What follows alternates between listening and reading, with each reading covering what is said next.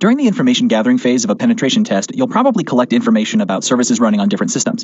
You may have used Nmap or other tools to discover services, and now you need to actually work with them. It's important to know many things about services: how to start them, how to see if they're running, how to stop them, restart them, enable them, and disable them. For this demo, we're going to work with an Ubuntu Linux system and practice working with some services.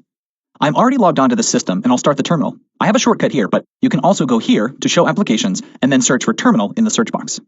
We're going to use the systemctl command to view all running daemons.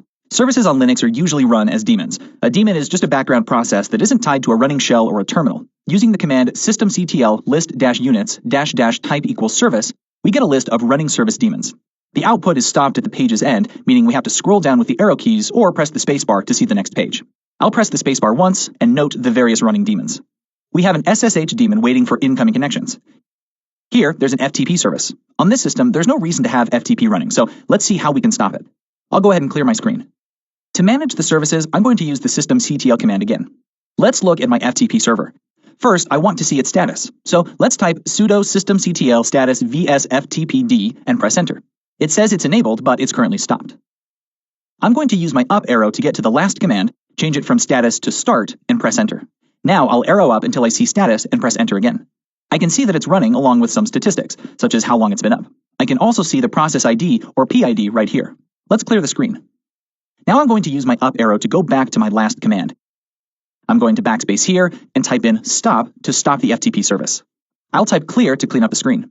Now let's arrow up to status again, press enter, and see what's going on. This last line says it's stopped. I'll press Ctrl-C to exit this command and then type clear. Now, what if I made changes to my FTP server and I need to restart the service? I can just do a restart. Let's up arrow to the last command, backspace here, type in restart, and press enter. Arrow up to the last command, press enter, and you can see my service restarted. I'll clear the screen again. So far, we've stopped and started our FTP service, but what if I want to have it start at system startup, or perhaps not start when the system starts up? First, let's see if this service is enabled or not. I can do that with the is-enabled command. I'll arrow up to the last command and change this part to is-enabled. Press enter, and right here it says that it's enabled. What if you want to have your service start every time your system starts? You can do that by changing this to enable and pressing enter. Now you can see that the status is enabled. If I don't want the service to start, I'll arrow up and change this to disable. Press enter, and that'll tell the system not to start FTP at startup. I'll arrow up and change this to status, and you can see that up here it says disabled, so when the system boots, FTP won't start. Now, note that this service is still running at the current moment because all we did was keep it from running at startup. We didn't stop it from running at this moment. That's it for this demo. In this demo, we